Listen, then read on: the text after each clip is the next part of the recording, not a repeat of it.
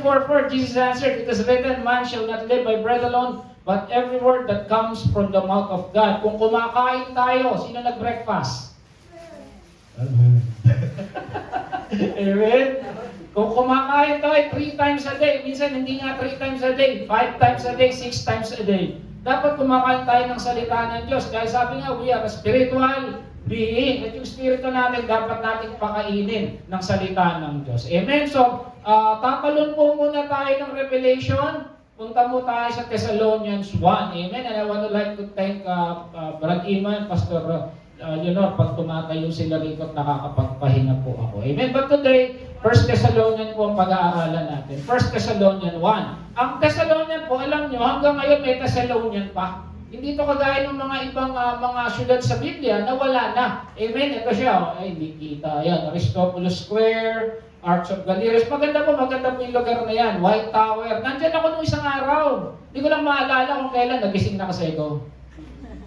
Amen? Okay, so, ito yung sulat ni Apostol Pablo na sinulat niya mula sa Corinto around 51 AD dahil ilang linggo lang siya nag-minister doon. Kaya parang gusto niyang sulatan yung mga kapatiran doon. Amen? Ang theme ng letter, Second Coming of Christ, napakaganda yung 1 Thessalonians 5. Doon sinabi yung parusya o yung pagbabalik ni Jesus.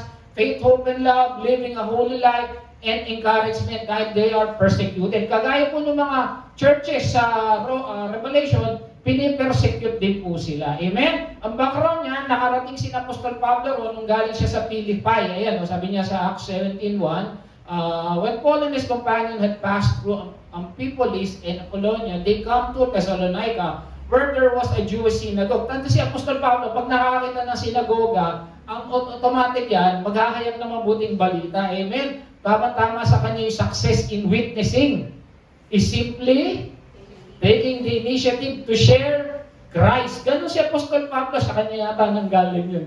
Amen? At ito, verse 2, at this custom went well in the synagogue and 3 Sabbath days. So ilang linggo yun pag 3 Sabbath days? 3 linggo. Kasi isang Sabbath day, Sabado o linggo yun, depende sa kanila. Pero sa kanila no Sabado. Amen. So 1 week, so 3 weeks lang siyang nag-share doon. Explaining and providing that the Messiah had to suffer and rise from the dead. This Jesus I am proclaiming to you is the Messiah. Amen. Yung tagapagligtas, yung pinili. Sinabi niya sa mga Hudyo na nandun sa sinagoga. Some of the Jews were persuaded and joined Paul and Silas and did a large number of God-fearing Greeks. So hindi lang mga Hudyo yung nakarinig ng mabuting balita, pati mga Griego o mga Hintil at mga sikat na prominenteng mga babae. But other Jews were zealous. Asahan, pag ikaw naghahayag ng mabuting balita ng kaligtasan, pag ang iglesia mo lumalaki, pag ikaw sumisikat, asahan mo may maiinggit sa'yo. Amen? Sabi mo sa tabi mo, may naiinggit sa'yo. Amen. Okay. Talaga namang kainggit-inggit at ang gaganda at kagwawapo ng mga anak ng Diyos. Amen? Tingnan mo ay katabi mo kung manggat at gwapo. Praise God. Amen. Ayun. But others were jealous, so they rounded up some bad characters from the marketplace, formed a mob. So talagang nagtipon sila para guloy sa Apostol Pablo and started a riot in the city. They rushed to Jason's house. So itong Jason's house, nakakarinig ng mabuting balita. Doon nila hinanap si Apostol Pablo. Nung wala si Apostol Pablo, they dragged Jason and some of the believers. So nadamay sila dahil lang kumilala sila. 3 linggo sila nakarinig sa salita. After that persecution, minsan ganun Lord, bakit ganun? Nung nakakilala ako sa iyo, nung nakarinig ako, nung talaga sinuko ko yung buhay ko, ang dami kong problema. Tandaan ng kalaban ang ginugulo yung anak ng Diyos. Amen? Hindi niya guguluhin yung kanya na. So ito nangyari kay Jason. These men who caused trouble all over the world have now come here. So, talagang yun ang trabaho nila, manggulo. Amen? And Jason has welcomed them into the house. They are all defying Caesar's decree, saying that there is another king. Kasi si Jesus is the Messiah. When they heard this, the crowd and city officials were thrown into turmoil. Nagkagulo sila. Ano nangyari kay Jason? Jason and other post-band, nakulong pa. Amen? Dahil lang kumilala sila kay Jesus. So yun ang nangyari dyan na nagsimula ang ebanghelyo sa Thessalonia nung nagpunta si Apostol Pablo. Ngayon ang title ng pag-aaralan natin, importante kasi ito, kailangan natin pag-aaralan to. Pinili ka versus sa free will mo. Diba? Kung naniniwala tayo pinili, asan ang free will doon? Mag-aaralan natin. Yun ang tema ng Thessalonia. Okay? So, bilisan lang natin to. 1 Thessalonians 1 to 10, kasi 10 verses lang naman to. So, Paul, Silas, and Timothy. So, lagi pag lumalakad to sa Apostol Pablo, may kasama to. Sa totoo nga, alam ko may pangatlo pa rito eh, si Lucas. Di ba sa Acts kasama niya si Luke? Yun yung tigasulat niya eh, no? Okay, so to the church of the Thessalonian, God Father and the Lord Jesus. So, Paul and Silas, sino sila? Si Pablo, kilala natin, former persecutor. Si Silas, nakilala niya sa Jerusalem Council, nung nagpunta si Apostol Pablo doon. And then si Timoteo, Gregong tatay, at nanay niya ay Hudyo. So, tatlo silang gumagala. At yun din naman si Jesus, no? Sabi niya, dalawa-dalawa yung pinaalis niya. Anong naghayag ng mabuting balita? Kagaya ng ginagawa natin dito, hindi ka isa lang, lagi kang may kasama pag tayo ay naghahayag ng mabuting balita. Bakit isa? Isa yung nagpe-pray, isa ginagamit. So every time na maghahayag ng mabuting balita, yung naghahayag dapat at yung hindi naghahayag, dapat nagpe-pray. Amen? Para alam natin ang kalaban ng gugulo. Okay? So, church, kanina binigay to the church of the Thessalonians in God the Father and Lord Jesus. Okay, ang church, ang Greek word yan, ecclesia, ang literal meaning called out. So, ang mga church daw pala, dapat lumalabas talaga. Hindi lang nandun sa loob. Pero may isang meaning yan, assembly. Kaya ginamit yan ni Apostol Pablo. Pag sinabi rin pala ng church ng panahon, it's assembly. So, tayo, it's assembly of believers. Pero yung talagang isang meaning yan, yung called out. So dapat tayo, hindi lang nandito sa loob, lumalabas din tayo at tagahayag ng mabuting balita. Okay, so ano yung Holy Trinity? Ano yun? Father, Son, and Holy Spirit. Magtataka ka, asan dyan yung Holy Spirit? Diba? Sabi lang dyan, God the Father and Lord Jesus. Asan yung Holy Spirit? Nakalimutan ba ni Apostol Pablo? Sa 1 Thessalonians 5:23, sinabi niya, yung body, soul, and body, soul, spirit pala. Sorry. Amen? Okay, so, kilala niyo yun eh. Kilala niyo yung Trinity eh. Bakit tingin niyo kinalimutan? Amen? Bakit? Kasi, ang trabaho ng Holy Spirit ito.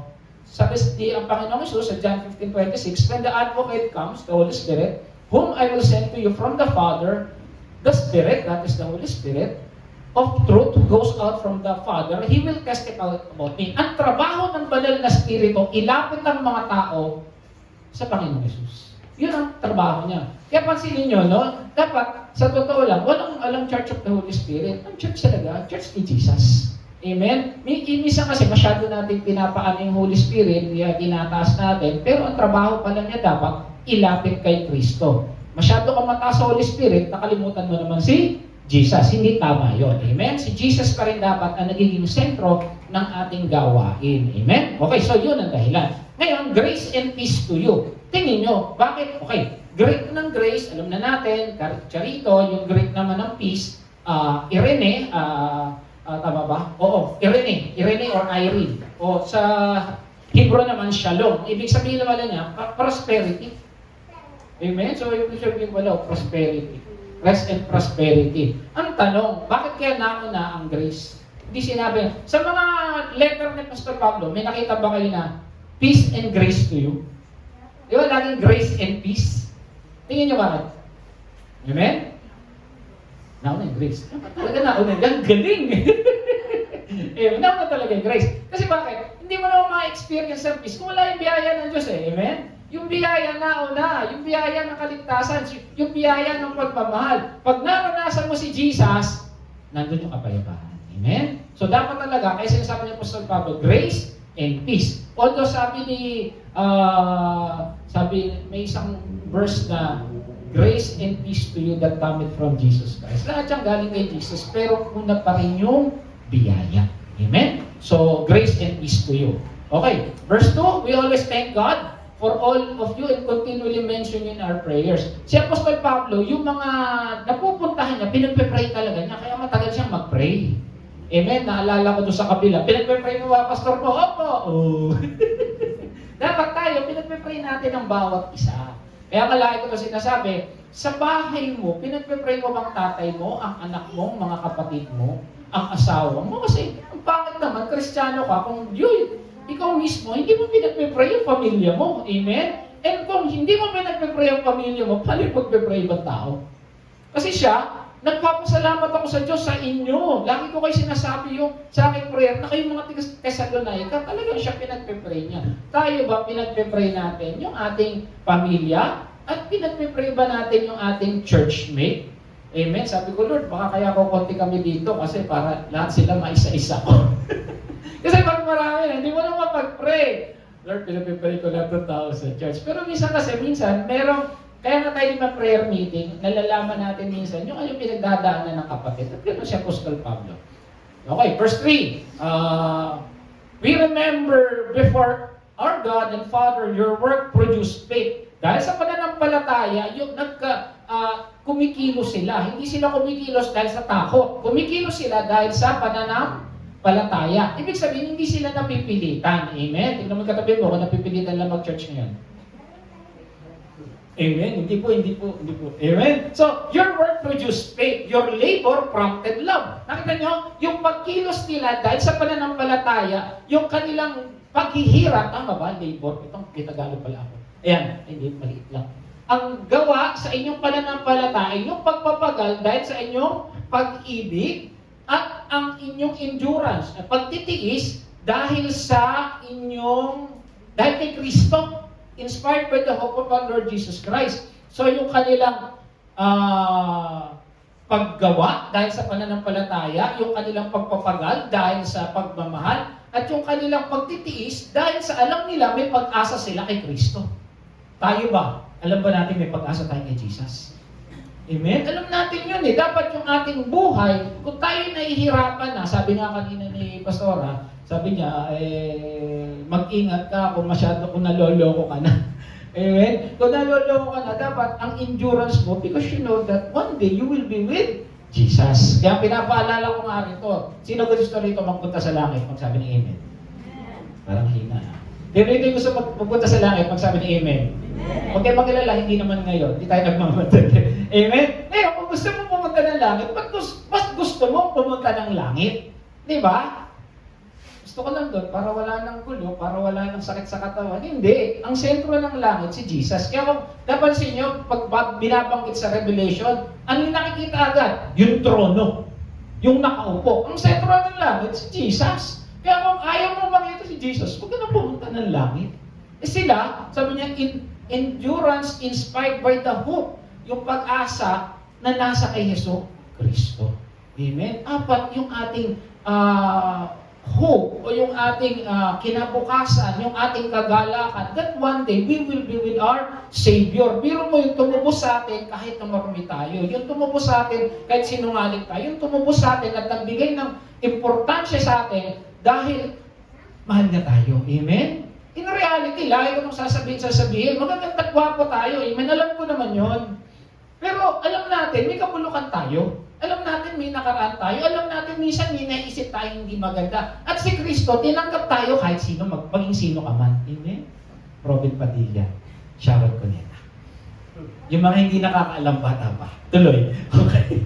Sabi dito, medyo diin na natin to. For we know, brothers and sisters, loved by God, so alam nila na mahal sila ng Diyos, that He has chosen you. Pinili sila ng Diyos. Ito na, didiin na natin. Kailan sila pinili ng Diyos? Tingin nyo. Sabi nyo na yan. Kailan sila pinili? Before the creation of the world. Tama. Ephesians 1:4. For He chose us in Him. Pinili tayo kay Jesus bago pa nilalang ang mundo. Wala pa yung day one. Wala pa yung lahat. Wala pang puno. Wala pang langit. Wala pang lupa. Ikaw, pinili ka na ng Diyos. Napakasaya nun, di ba? Sabi mo sa tanong, pinili ka ng Lord. Wala pa lahat. Amen. Miro mo, alam na niya yung pangalang Emmanuel. Alam na niya yung pangalang Joby. Alam na niya yung pangalang Ditas. Pinili ka na ng Diyos. Amen. Wala pa lahat. Pinili na tayo ng Diyos. Amen. Before the creation of the world. Ngayon, meron sa turo ni John Calvin, isa tong French theologian, may tinatawag na tulip. Hindi po ito bulaklak. Ang sabi niya rito, total depravity, kaya nga T-U-L-I-P, unconditional election, irresistible grace, and perseverance of the saints. Ano ibig sabihin to? Mabilisan.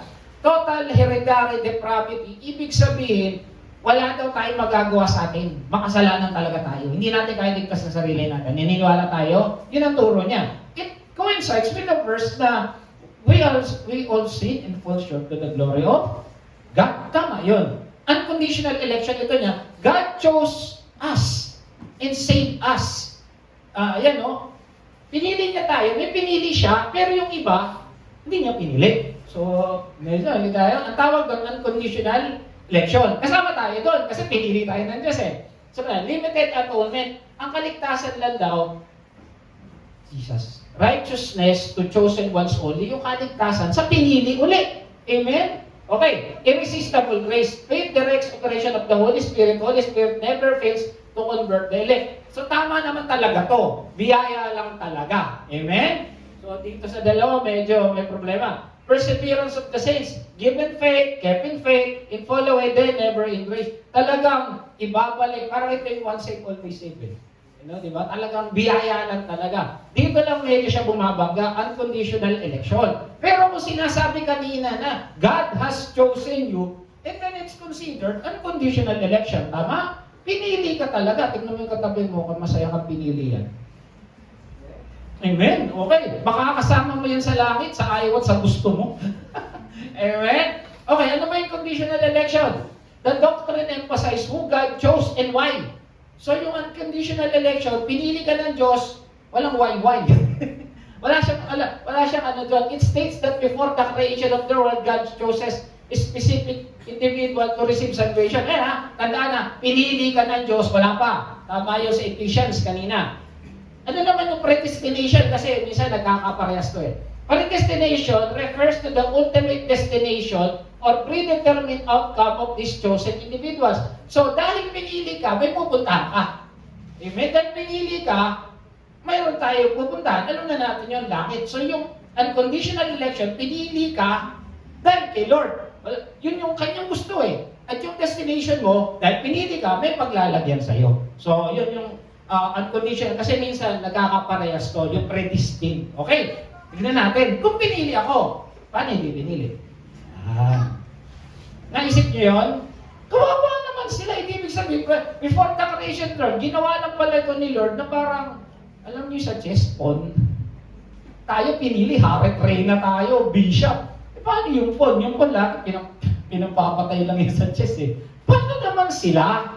Diba? Paano si Hitler? Sabagay, hindi natin alam si Hitler. Malay nyo, last moment, tumanggap yan.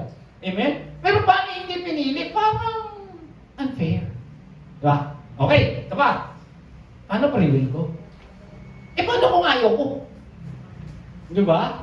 So, paano yun? Kasi pinili, una masarap. Wow, praise the Lord, we're chosen. Diba? Pinili ako ng Lord. Hallelujah, praise the Lord. Pero paano hindi pinili? At saka paano kung ayoko? Ayoko sa langit. Ayoko doon. Gusto ko sa mainit. Diba? So yun yung ano eh. Amen? Pinag-aaralan na natin ng Revelation. Dito muna tayo. Paano hindi pinili? Di ba kawawa naman? Amen? Okay. Sabi paano natin malaman free will tayo? Galatians 5:13. You, my brothers and sisters, were called to be free. What? Do not choose your freedom. Sabi niya, malaya kayo to indulge in flesh. Sabi, huwag niyong gamitin yung freedom niyo to indulge in flesh, rather serve one another in humbly. So, ibig sabihin, sinasabi ni Apostol Pablo, may freedom talaga kayo, may free will kayo. Kaya nga kinain ni Eva at Adan yung mansanas kasi natukso sila eh. May free will, hindi ginawang robot. Diba? Sasabihin natin, kasi mahal tayo ng Lord, kaya hindi tayo ginawang robot. Okay, fine. Paano kung pinili? At saka paano kung ayoko nga? Diba? Paano yun? Paano mo sasagutin yun? Amen. Alam niyo ang Lord, ayaw niya, God is not the God of confusion. Amen? Sinagot ng Lord yan. Saan? Saan papasok ang free will kung pinili ka pala? Okay, ganito. Wala kang choice. Tama? Inaano lang natin, dinidiinan lang natin, mas lalo natin maintindihan. Pero ang Lord, mabuti, dahil sinagot niya yan. Okay, sabi sa 1 Peter 1:1-2, Peter, the apostle of Jesus Christ, to God's elect. Na naman, elect, parang chosen din yun eh. Exile. So ayan, verse 2. Who have been chosen. Pinili. Elect, pinili, halos parehas. Ito yung sagot. According to the foreknowledge. Ano yung foreknowledge? 4 na katalinuhan. Math, English, science. Hindi. Foreknowledge, ibig sabihin, na dahil makapangyarihan ng Diyos, nakita na niya na itong si Flor, December 2, 1975, tatanggap. Halimbawa lang. Di ba? Dahil nakita na niya itong si Gina, ganitong petsa, may mag-share sa kanya at tatanggap siya. Nakita na ng Lord yun, malayo pa, hindi pa nangyari. Bakit? Makapangyarihan siya eh. Amen? Nandun yung free will. Nakita niya na balang araw tatanggap ka. So, hindi na-violate ang free will, hindi na-violate yung paano papasok ang election? Ito.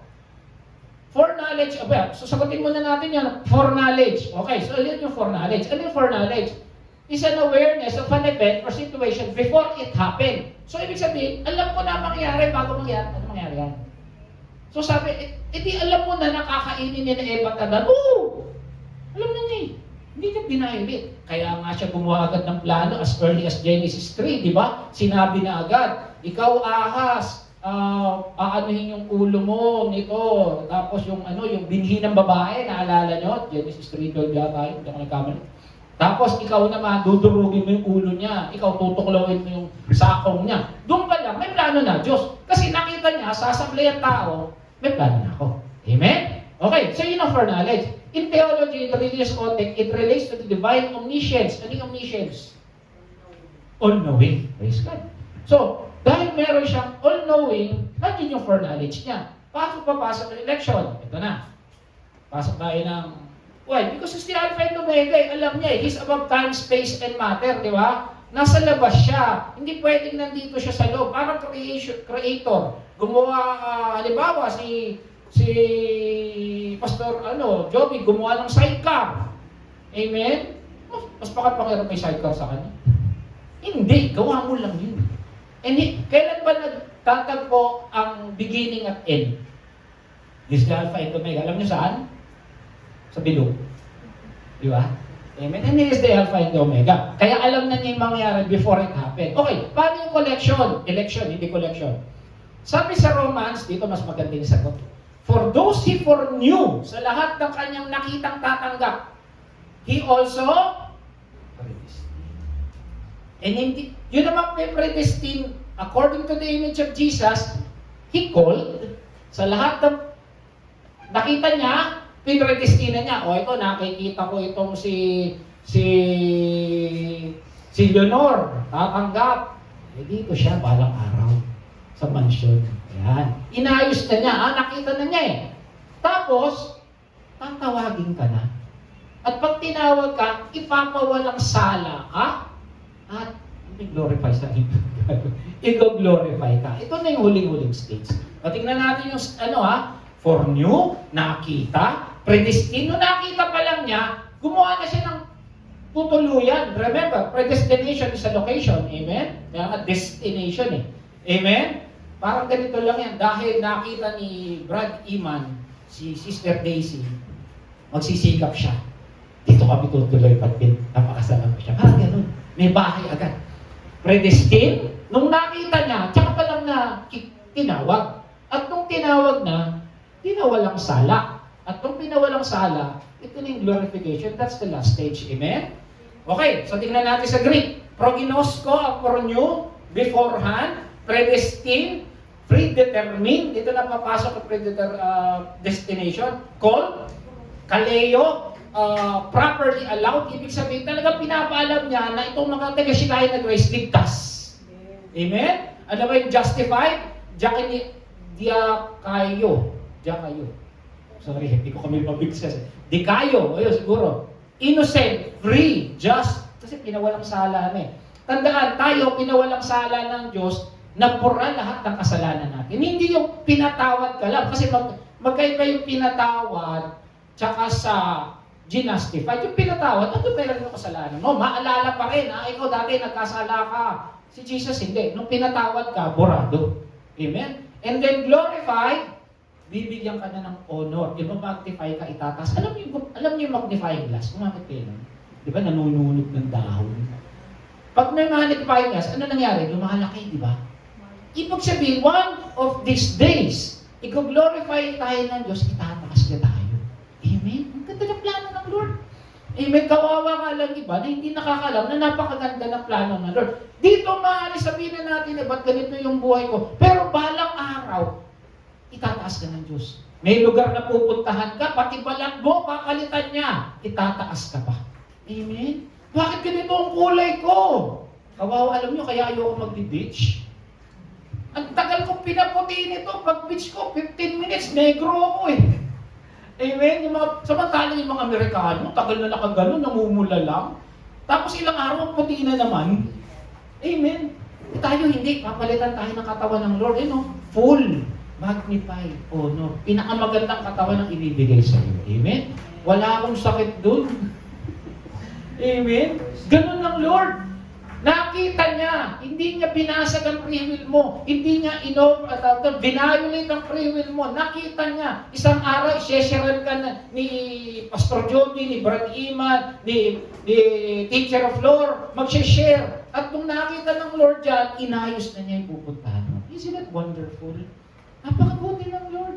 Amen? Kaya sabi nga dito sa 1 Timothy 1:9, who saved us and called us with a holy calling, kaleo, not according to our works. Ayan, parang Ephesians 2:8-9. But according to His own purpose and grace. Sabi mo sa kanila, may plano ang Lord sa iyo. Amen. Sometimes it seems that parang hindi ako napapansin ng Lord. Pero kapatid, pag ikaw tumanggap kay Lord, maniwala ka, makikita mo plano niya sa iyo balang araw.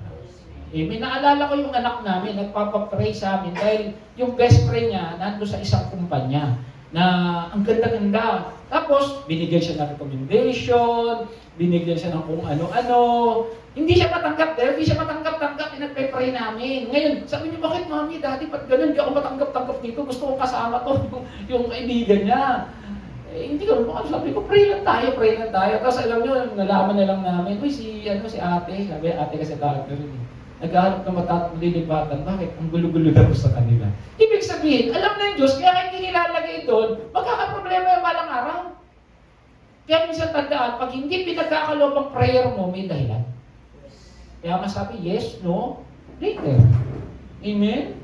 May dahilan ng Diyos sa mga nangyayari sa buhay natin kasi alam niya, He predestined us for a higher calling. According to His own purpose and grace, which was granted to us in Christ from all.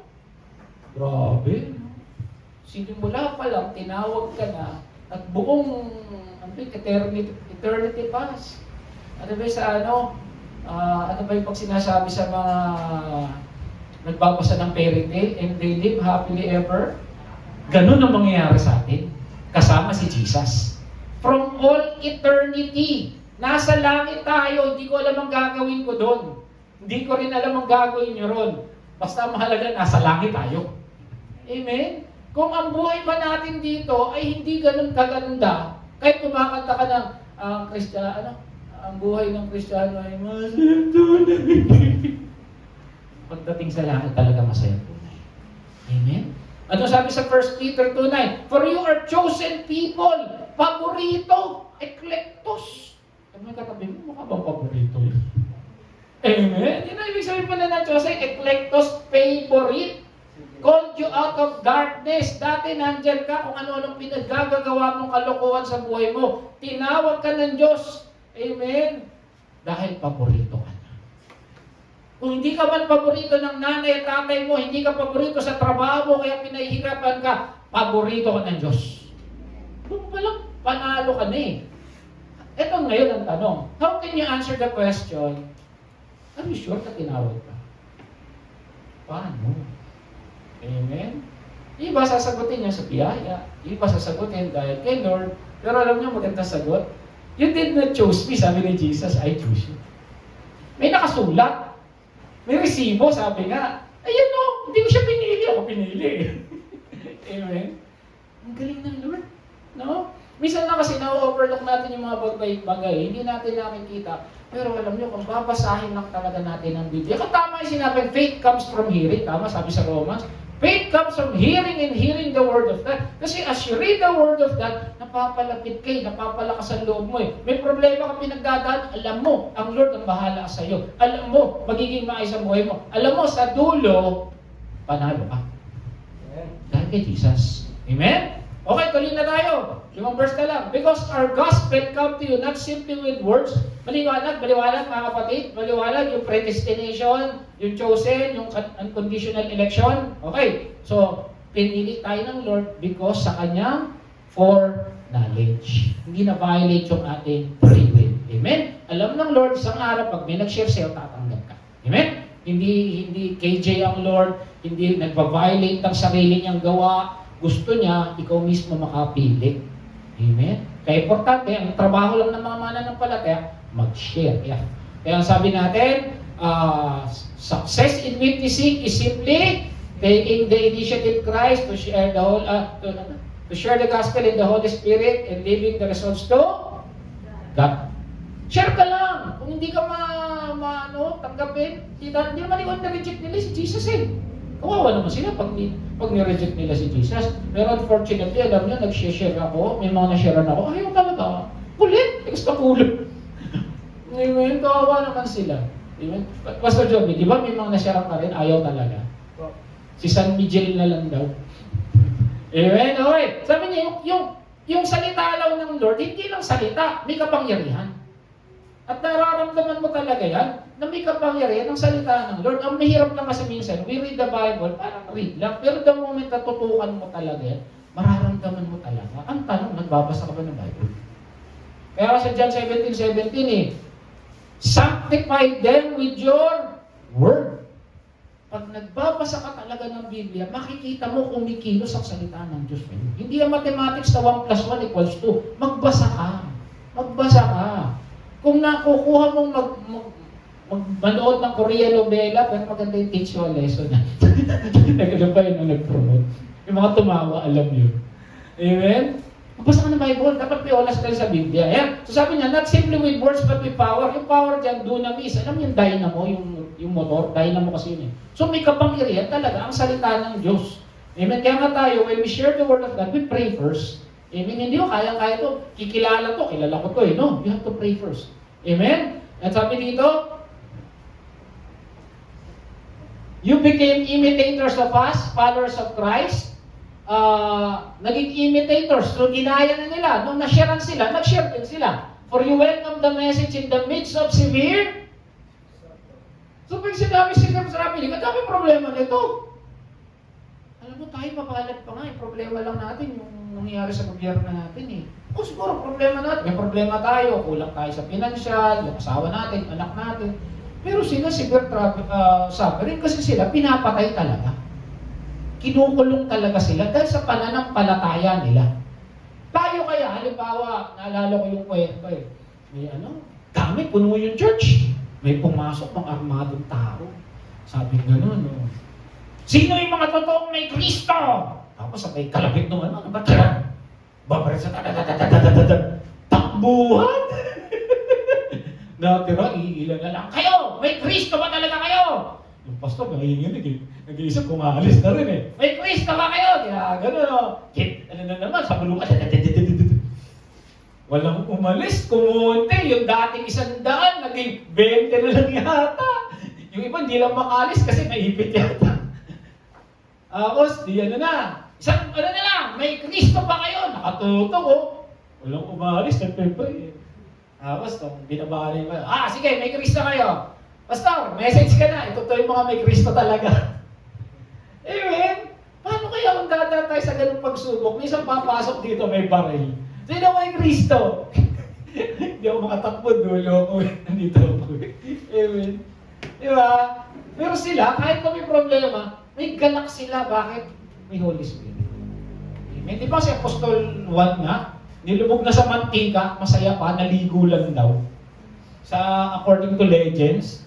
Tapos kaya kinulong siya sa Patmos. Yung pala, may dahilan ng Lord, kaya hindi siya hinayaang masunog sa mantika, o maprito sa mantika, kasi susulat niya yung Revelation. Amen? Okay, so ang totoong kagalakan kay Kristo, matatagpuan. At kung nalulungkot ka lagi, parang problemado ka lagi, try to read the Bible. Try to pray. Amen? Minsan, Pastor, nagpipray ako. Nagbabasa ka ba ng Biblia? Minsan yun ang problema, yun yung kulang eh. Nakikinig po ako ng sermon, iba kasi yung nagbabasa ka. Kasi pag nagbabasa ka, one-on-one, kinakausap ka ng Diyos. Kaya nga, hearing and hearing. Amen? Okay, kaya bawal. O, tingnan mo yung katabi mo kung nakasimango dyan. Kasi joy daw eh. Dapat nag-aagala ka mga Kristiyano. Ito pa. Ganito ang itsura ng kaka-overtime. May nag-overtime ba dyan? Baka maging ganito kayo. Ako, di ako nag-overtime. Pag nag-aagala ka, bawal na kasi mango. Dapat masaya tayo. Father's Day ngayon eh. Amen? Okay, so Thessalonians 7, malapit na tayo matapos. And you became a model. Pero mo, ano ibig sabihin ng model? Di ba base? Tupos, a statue, resemblance, sample. Pero mo, 3 linggo lang nag-share si Apostol Pablo. 3 linggo. Pero tinanggap nila yung salita ng Diyos na may kapangyarihan, may kagalakan, at ginaya nila si Apostol Pablo. Amen? Ano sabi rito? Ang totoong Kristiyano, nakikita talaga si Kristo. Tingnan mo katabi mo kung nakikita si Kristo. Amen. Praise the Lord. Okay. Last 3 verse. The Lord's message rang out from you not only in Macedonia, in Achaia. So, ibig sabihin, lumakad yung salita ng Diyos. Galing, no? So, from Thessalonian, lumakad agad. Ibig sabihin, sabi nga nung kanta eh, may kanta, I can contain it. May kantang ganun eh. Nakalimutan. Basta meron ako naririnig na lyrics, yung may kanta, I can contain it eh. So ganun sila, they cannot contain yung salita ng Diyos. Your faith in God has become known everywhere. Tayo ba, pag napunta sa mga kaibigan natin, nasi-share ba natin si Jesus? Amen? O nasi-share natin, alam mo, Mari, dami kong problema eh. Yung pare mo, alam mo, yung trabaho ko, inis na talaga ako, alam mo, stress na ako. Yung ba? Kasi sabi, out of the abundance of the heart, tanyo ako, natulog ako. Nakatulog ako.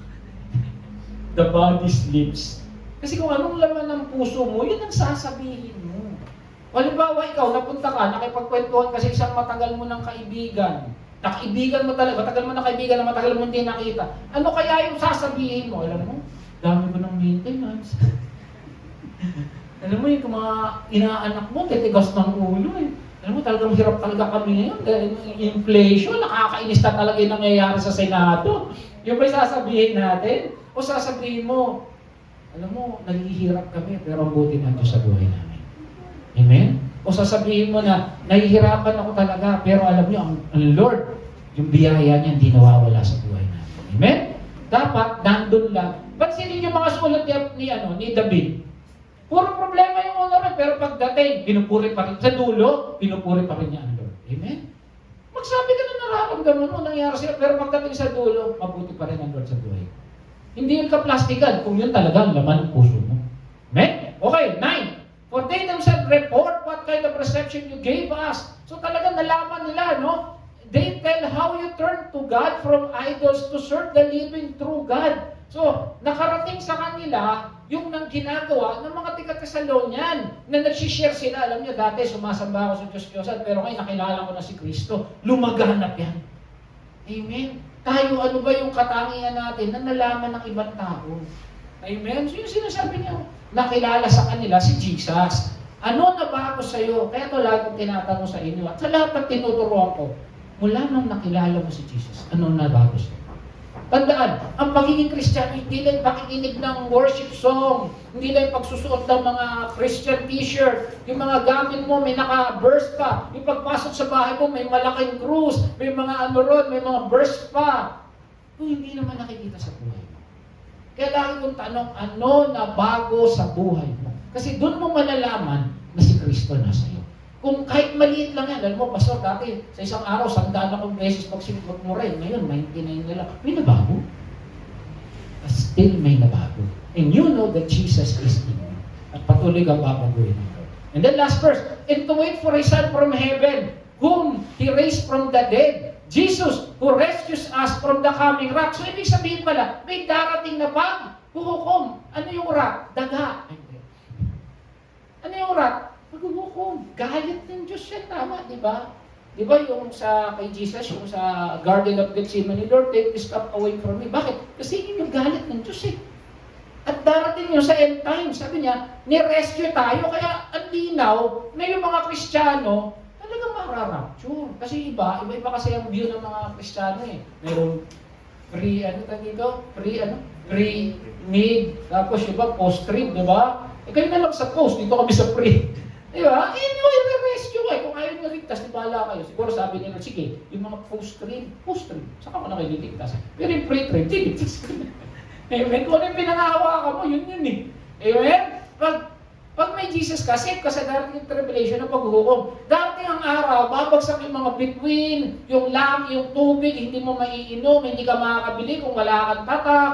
Ang hirap niyan. Yung iba magkakasakit, magkaketong, magkakabulutong. Gusto nyo dyan? Ako ayaw ko. Rapture na, rapture. Ang sabi, i-rescue tayo. Amen? Yun yung kanilang paniniwala. Ito, and to wait for His Son from heaven. Intayin si Kristo na galing sa langit. So maaaring second coming yan, o rapture yan, hindi natin alam. Whom He raised from the dead. Jesus who rescues us from the coming up. Tagalog. At maghihintay sa pagbalik ng kanyang anak mula sa langit. So ito mga Thessalonian, iniintay na si Jesus. Amen, tayo ba? Hinihintay na natin si Jesus? O hinihintay natin na manalo tayo sa loto? Tapos na ang PBA. July Oliva, nanalo na Hinebra. Amen, siguro maka-Hinebra rito, parang ako lang yata. Pero hindi naman ako nagtatalon. Amen? Gusto ko lang. Okay, so, ang tanong, sa mga naghihintay kay Jesus, may reward? Meron ba? Praise the Lord. May 5 crown na ibibigay.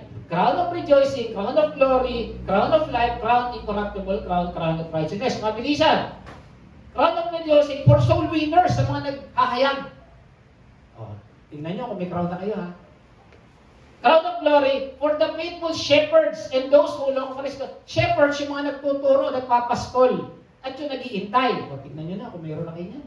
Tapos, crown of light for those who endure trials and remain faithful. Yung mga may pinagdadaanan, pero kahit may pinagdadaanan, nananatiling tapat. Amen? Okay. Incorruptible crown for those who live disciplined, godly lives. Yung nabuhay na ayon sa kalooban ng Diyos. Check nyo na kung meron. The crown of righteousness for all who love His appearing. Yung hinihintay kanyang pagpapalik. Meron ba na 5?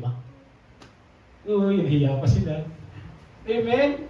Kahit walang crown, okay lang, basta nasa langit. Pero mas maganda eh. Kasi yung Bema judgment, parang award. Tingin kasi yung Bema, parang ito, elevated. Di ba, umakit lang dito yung mga ina-awardan. Oo, yung mga ayon. So, ang tanong dyan, sabi sa Timothy, sabi ni Pablo kay Timoteo, kaya naghihintay sa akin ng koronang gantimpala. O si Pablo, alam mo dyan, para sa mga namumuhay sa kalooban ng Diyos. O sino rito namumuhay sa kalooban ng Diyos? Pagsabi ng Amen. O yan, tingnan natin ha. Sa araw na yon, ang Panginoon ang siyang makatarong ng hukom, ang siyang magpuputong sa akin ng korona. O sino magpuputong? Jesus. Hindi lamang sa akin, ito maganda rito eh, sa lahat ng nananabik ng kanyang pagbabalik. O di ba? O so hindi lang siya. Kasama tayo. Kung hinihintay natin ang pagbabalik ni Jesus. Amen. Ang linaw o. Kailan yan? The judgment seat of Christ. Sabi ito yun, as believers, for we must appeal before the judgment seat. Kasi yung judgment seat, Bema yun, kaya Bema judgment. So that each of us may receive what is due to us. So, ibibigay sa atin kung ano yung due sa atin, hindi parusa. Kung yung sa crown niya siguro, no?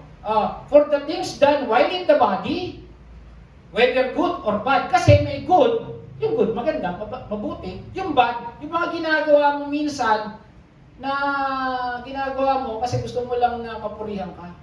Kasi meron dyan yung may susunugin daw, may version eh. Nasusunugin, pag sinunog, makikita rin kung talagang genuine yung ginagawa mo para kay Lord. Yun yung bad.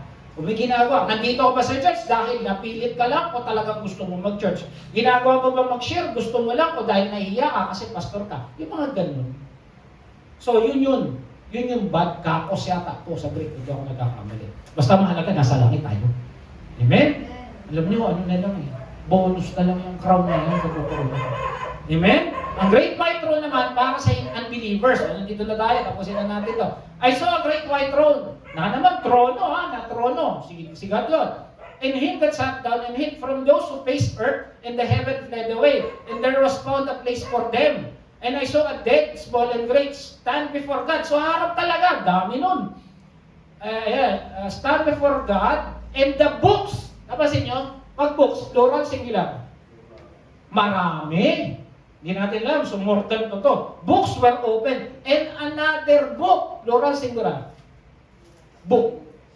Singular, may isang, may maraming libro, may isang libro. was opened, which is the book of life. So, ibig sabihin, yung isang book of life. Tandaan ha? Okay na. And the dead were judged out of those things were done, written in the books. So, yung mga huhusgahan sa white throne, yung nakasulat sa books. Paano? Maraming kasamaan. O ikaw, nangupit ka, itong ginawa mo. Books! Judges sa books. Ayan. According to their works. O ikaw tayo, we are saved by? O linaw, so wala tayo doon. And the sea gave up the dead. O yan na. And the dead held liver the dead. So lahat ng patay nandun. And they were judged, every man according to their works. Inulit pa. And the dead and hell were cast from the lake. Ito na yung Gehenna. Ito na yung impyerno. Ito na yung talagang walang kamatayan. Kasi yung place of the dead, Hades. Yung ginamit ni Lazaro. And this is the second death. Ito na yung eternal separation from God. And whoever was not found written in the book of life. So pag yung pangalan mo hindi nakasulat sa book, isa lang, of life, was cast down into the lake. So pag wala yung pangalan mo sa book of life, walang S, impyerno ka. Okay. Ang tanong, kanino yung book of life? O yan. All those names have been written in the Lamb's book. O kanino yung book of life? Kay Jesus. Sino tagapagligtas natin? Si Jesus. Ano yung pangalan natin? Amen. Kailan ka pinili? Bago pa yung kayo nasa liputan. Amen? Okay. Tanong, kasama pa pangalan mo sa Lamb's Book of Life. Nagiyaw pa sila. Amen, di ba? Kaya, paano ka sure na pinili ni Lord? Di ko rin alam. Si Lord pumili sa akin, baka napugiyan. Joke lang, Lord. Amen? Ang mahalaga, nandun tayo sa Book of Life. Amen? Alam niyo, masarap na sasabihin ang sabi ni Lord, well done, my good and faithful servant. Amen? Wala nang sinabi ang pogi-pogi mo, hindi. Okay lang sa akin nun. Basta, well done, my good and faithful servant. Amen? Kaya, key takes away, sa tayo, your purpose is to glorify Christ. Yun ang purpose natin. God chose you. Amen? Jesus is the Savior. God created us to do good works. Be a blessing. Share Christ. Amen? Kaya alam nyo, Jesus is the way, is the truth, is the life. Amen? John 14:6. Kaya nga ganyan yung, alam mo mga early Christians yun ang sign. Ang tawag dyan, itkus. Yan totoong tawag dyan, itkus. Iktus pala, iktus. Amen? Alam niyo, ginagawa nila yan kasi takot nga silang ma-persecute. Nandun yung kalahati niyan sa labas. Tapos yung papasok naman kalahati. So mabubuo yan. So pag nakita nila mega doon, alam nila Kristiyano. Kasi hindi pa naman, yung cross kasi nun, ano yun eh? Sign ng persecution eh. Ang sign yan is that. Siguro dahil tinawag silang fishers of men. Pero ito nakakatuwa. Sa Greek, ang sulat dyan, I-X-O-Y-Z. Tignan natin ha. Ayan yan. Iota, Kai, Theo, Upsilon, Sigma. Yan ang iktus sa Greek. Ito maganda. So yan, sa Greek, yan ang sulat ng iktus. Ayan, iota, ayan. Okay? Pero pag translate mo yung I, Jesus, Jesus. C, Christus, Jesus Christ. Theo, God. T, di ba? T kasi ito yung Theo. Hydro, Uyos, Son. Soter, S, Savior. Ito maganda ibig sabihin ng iktus.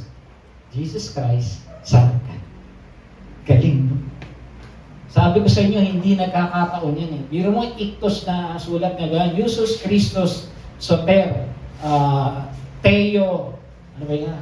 Eus. Di ba? Jesus Christus, Theo, Eus, Soter. Jesus Christ, Son of God. Kaya sa atin, isda na lang para mas madali. Amen? So alam niyo, wala talagang nagkataon kay Lord. Hindi nagkataon pinili ka kasi mahal ka niya. Amen? Palakpakan po natin ang Panginoon. Tayo po tayo, tayo po naman. Dahil naman napakabuting mo for